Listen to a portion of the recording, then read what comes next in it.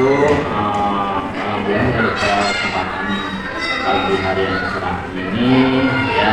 Terima kasih Ibu telah menyediakan waktunya untuk saya mewawancari Ibu selaku Kepala Sekolah SD Negeri Wates ini. Ini terkait dengan wawancara ini salah satu tugas dari modul 3.1 terkait dengan demonstrasi kontekstual, yang mana di sini saya diberikan tugas untuk mewawancarai Ibu terkait dengan kasus-kasus dilema etika yang mungkin sudah terjadi atau sering terjadi juga, artinya karena terjadi juga di sekolahan SD Negeri Wates ini. Baik Ibu, untuk mempersingkat waktu, langsung saja pertanyaan yang pertama ya Bu. Selama ini bagaimana Ibu dapat mengidentifikasi kasus-kasus yang merupakan dilema etika atau pendidikan moral? Tentu saja saya melihat dulu dari ada atau tidak adanya aturan yang dilanggar ya. Apabila ada aturan yang dilanggar, maka pertentangannya antara benar atau salah yang dilanggarnya itu. Tapi jika terdapat pelanggaran aturan, maka bisa jadi pertentangannya adalah benar. Itu tidak itu kesalahan itu ya, peraturan itu. Dilihat terlebih dahulu ya. Ya, dilihat terlebih dahulu. Ya. Baik, selanjutnya itu selama ini ya bagaimana Ibu menjalankan pengambilan keputusan di sekolah Ibu. Nah, terutama itu kasus-kasus di mana ada dua kepentingan ya, yang sama-sama benar atau sama-sama mengandung nilai kebijakan. Bila mana menghadapi kasus yang sama-sama benar, kemudian yaitu bagaimana cara memilahnya, yaitu dilihat dulu. Biasanya saya melakukan identifikasi dulu terhadap pihak-pihak yang terlibatnya, yaitu pihak-pihak yang terlibat. Kemudian saya lebih mengedepankan kepada kepentingan orang banyak daripada kepentingan secara pribadi, gitu ya. Jika semuanya benar, ini benar, tapi diambil dulu yang kepentingannya yang lebih banyak. Jadi identifikasi dulu, terus lebih dominan yang kira-kira keputusannya berpihak kepada kepentingan umum. Iya. Oke. Baik, selanjutnya yaitu langkah-langkah atau prosedur seperti apa yang bisa Ibu lakukan selama ini? Prosedurnya yaitu saya tempuh dengan antara lain mengidentifikasi kembali kepada permasalahan itu ya, yang terjadi, permasalahan yang terjadi itu, siapa yang terlibat dan terkena dampaknya itu siapa yang terkena dampaknya. Kemudian mencoba meminta pertimbangan kepada beberapa warga sekolah.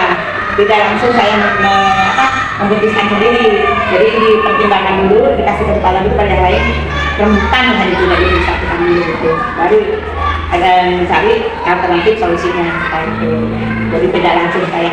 Oh iya, identifikasi terlebih dahulu ya. Setelah itu juga dilihat yang terlibatnya, yang terkena dampaknya, terus didiskusikan dengan warga sekolah. Ya. Oke. Selanjutnya hal-hal apa saja yang selama ini Ibu anggap efektif ya dalam pengambilan keputusan pada kasus dilema etika? Tentu saja dengan mempertimbangkan bahwa keputusan itu baik untuk kepentingan bersama ya orang banyak dan tidak merugikan. Itu yang saya ambil dari itu. Dengan mempertimbangkan keputusan itu yang baik ya untuk kepentingan bersama dan tidak ada pihak yang dirugikan, tidak gitu. Intinya menyelesaikan masalah tanpa ada masalah. Iya. Tidak. Bagus. Iya Bu. Selanjutnya hal apa saja yang selama ini merupakan tantangan dalam pengambilan keputusan pada kasus-kasus dilema ini? Nah, tantangannya yaitu ketika harus mengambil keputusan yang sama-sama benar. Keputusan itu sama-sama benar, ya sama-sama benar. Sedangkan kita harus memilih salah satunya. Maka yang diprioritaskan, yang didahulukan yaitu yang benar-benar benar dan kepentingan bersama, untuk kepentingan bersama itu. salah satu yang harus diprioritaskannya itu dan benar-benar dianggap di antara benar yang paling benar, kemudian yang untuk kepentingan bersama juga. Jadi itu gampang ya Bu, Iya. memilih Iya. mana yang terbaik Nah, itu. daripada keputusan-keputusan yang baik ya. Yang baik itu. Kalau yang salah sama yang benar gampang ya Bu. Iya, Tapi itu. kalau semuanya benar, nah itu iya. kita harus yang harus benar-benar lagi. Ya. Iya, itu yang lebih benar-benar lagi. Baik, selanjutnya ya Bu, apakah Ibu memiliki sebuah tata cara atau jadwal tertentu dalam sebuah penyelesaian kasus dilematika? Apa Ibu langsung menyelesaikannya cepat atau memiliki sebuah jadwal untuk menyelesaikannya, seperti bentuk atau prosedur seperti apa yang Ibu jalankan? Itu kalau untuk itu untuk penjagalan tergantung dari berat atau ringannya sebuah permasalahan. Andaikan permasalahannya itu ringan, maka bisa dengan secepatnya diberi. Tetapi kalau permasalahannya itu berat, maka saya perlu waktu untuk melakukan langkah-langkah yang lebih tepat. Kalau secara langsung itu terlalu berat, takutnya salah, kan itu dipertimbangkan dulu gitu. Ada prosedurnya gitu? Iya, kalau tidak salah. tidak salah keputusan. Baik, selanjutnya yaitu adakah seseorang atau faktor-faktor yang selama ini mempermudah atau membantu Ibu dalam mengambil keputusan dalam kasus-kasus dilematika? Tentu saja ada ya, seseorang atau faktor yang terlibat disesuaikan dengan kasus yang dihadapinya. Jadi disesuaikan dengan kasus yang dihadapinya.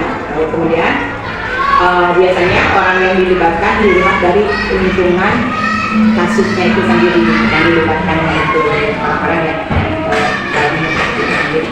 Tapi dilibatkan. Baik, yang terakhir ya Bu, ini pertanyaan yang terakhir. Nah, dari semua hal yang telah disampaikan, pembelajaran apa yang dapat Ibu petik dari pengalaman Ibu mengambil keputusan dilematika? Yang saya dapat ambil yaitu saya dengan ya bisa menjadi lebih bijak dalam menganalisis permasalahan sehingga lebih tepat untuk mengambil keputusan. Dalam mengambil keputusan itu tepat itu dalam yang bisa ambil dalam ini. Terima kasih atas waktunya Ibu. Jadi bisa mengangkat Ibu menyelesaikan permasalahan dan salah satunya menjalankan semua SOP-nya dari sekolah ini. Istilahnya dengan waktu singkat bagaimana disesuaikan dengan kebutuhan untuk penyelesaian Benar-benar. Ya, terima kasih atas waktunya Ibu. Mudah-mudahan ini semua bisa bermanfaat bagi kita semua. Iya, terima kasih. Assalamualaikum warahmatullahi wabarakatuh.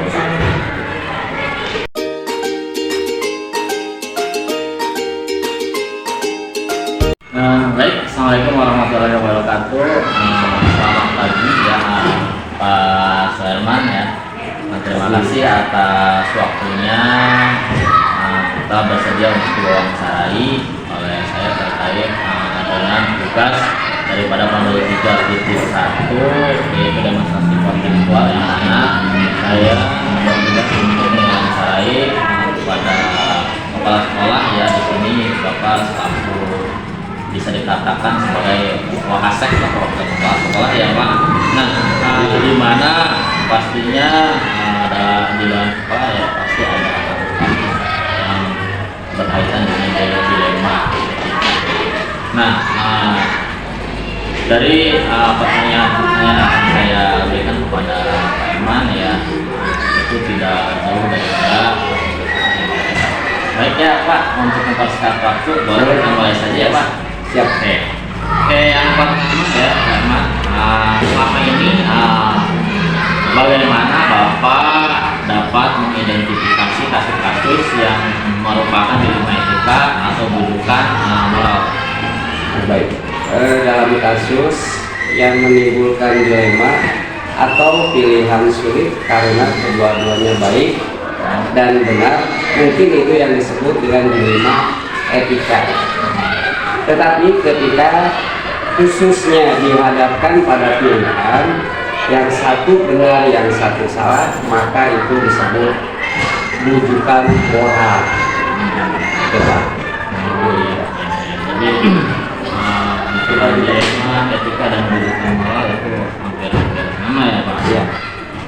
Nah selanjutnya yang kedua yaitu selama ini bagaimana Bapak menjalankan pengambilan keputusan di sekolah Bapak, terutama untuk di mana ada dua kepentingan yang sama-sama ya, benar atau sama-sama mengandung nilai kebajikan ya. Jika yang saya menghadapi kasus yang sama-sama benar, maka biasanya saya melakukan identifikasi terlebih dahulu secara mendalam terlebih kepada kasus tersebut, melihat siapa yang terlihat dalam kasus tersebut, kemudian mengambil keputusan berdasarkan asas keadilan dan tidak ada pihak yang dirugikan. Jadi kedua-duanya tidak ada yang dirugikan lah atau disalahkan. Kita memang ya kita mengambil yang positif aja. Berarti diidentifikasi Ya. terus cari benar-benar yang terbaik. Iya. Ya. Baik, selanjutnya yaitu langkah-langkah atau prosedur seperti apa yang bisa Bapak lakukan selama ini. Langkah-langkah yang biasa saya ambil adalah mengumpulkan fakta-fakta yang sebenarnya, menganalisis benar dan salahnya, ada atau tidaknya pelanggaran hukum atau aturan, mencari alternatif, solusi, menentukan keputusan, dan mencoba merenungkan kembali keputusan yang sudah diambilnya. Jadi kalau sudah diputuskan tetap direnungkan kembali. Ya. Ada poin minusnya atau gimana gitu Ya. biar ada perbedaan. Ya. Baik, selanjutnya yaitu hal-hal apa saja yang selama ini anggap efektif dalam pengambilan keputusan pada kasus-kasus di kita.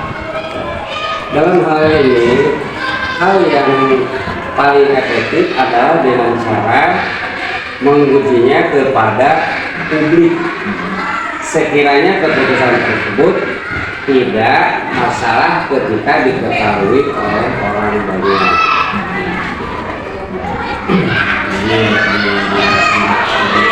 Ya. Sebenarnya pertanyaannya ini hal-hal apa saja yang selama ini merupakan tantangan dalam mengambil keputusan pada kasus dilema etika. Jadi tantangannya. Jadi tantangan ini banyak. Hal yang paling menentukan adalah karena harus memutuskan sesuatu dari dua hal yang sama-sama benar dan menuntut prioritas. Ya, kita dengan berusaha tidak merugikan salah satu pihak lagi, karena tidak ada yang dirugikan, maka kita yang sebijaksana lah. Prioritas namanya. Ya. Baik, selanjutnya apa Bapak memiliki sebuah gagasan atau jalur baru dalam sebuah penyelesaian kasus dilema etika? Apakah Bapak langsung memasukkan di tempat atau memiliki sebuah jadwal untuk penyelesaiannya, bentuk atau prosedur seperti apa yang Bapak jalankan? Baik. Dalam penyelesaian masalah tidak ada waktu atau jadwal yang khusus, tetapi memang dibutuhkan waktu yang menganalisa secara mendalam, meminta pertimbangan beberapa pihak dan mengambil keputusannya. Jadi tidak dijadwalkan ya Pak? Ya. Kasus itu biasanya datang dengan sendirinya. Ya, biar cepat selesai. Iya, masa ada sebuah sekolah yang pengen setiap dijadwalkan setiap bulan harus ada kasus, kalau misalnya nggak ada ya Pak? Ya, ini bertambah. Nah, Ini belum selesai, ada lagi gitu. dijadwalkan paling apabila kasus sudah terjadi dijadwalkan bagaimana penyelesaiannya gitu. Ya, ya. Baik, selanjutnya adakah seorang atau faktor apa yang selama ini mempermudah atau membantu Bapak dalam mengambil keputusan dalam kasus-kasus kasus dilema etika? Seseorang yang dilibatkan biasanya orang yang memiliki kedekatan emosionalnya ya, dengan orang yang mengalami permasalahan tersebut. Jadi kita dekati lah secara emosional yang orang tersebut yang mengalami permasalahan ini. Jadi penyelesaian salah satunya dengan cara dan hati-hati. Nah, itu. Selanjutnya yang terakhir ya Pak, pertanyaan dulu. Dari semua hal yang telah disampaikan, pembelajaran apa yang dapat Bapak petik dari pengalaman Bapak mengambil keputusan dilema etika? Dalam mengambil keputusan ini kita lebih belajar untuk mengambil keputusan dengan minimalisir pihak yang dirugikan, meskipun kita terkadang keputusan yang diambil tidak dapat memuaskan semua pihak, namun setidaknya bisa meminimalisir akibat yang lebih besar. Jadi kita jangan sampai permasalahan itu menjadi lebih besar lagi, minimalisirnya gitu. Nah, jadi intinya setiap ada permasalahan di dunia ekonomi adalah permasalahan itu jangan sampai melebar, Ya. minimalisir supaya dia bisa patah-patahnya atau diselesaikan tanpa menimbulkan hal yang baik. Nah, Ya, terima kasih Bapak atas waktunya. Mudah-mudahan dengan kita berbincang seperti ini segala permasalahan yang ada di sekeliling Bapak bisa terselesaikan. Amin. Selanjutnya saya juga bisa mengambil atau memetik pembelajaran yang dari hasil wawancara ini supaya nanti kelak ketika kita semua menjadi pemimpin kita bisa mengambil segala sesuatu itu dengan bersama. Baik, Bapak Sarno, terima kasih atas waktunya di wawancara. Mungkin selanjutnya yang bisa tugas diminta bantuannya Pak. Oke, wassalamualaikum warahmatullahi wabarakatuh. Waalaikumsalam warahmatullahi wabarakatuh.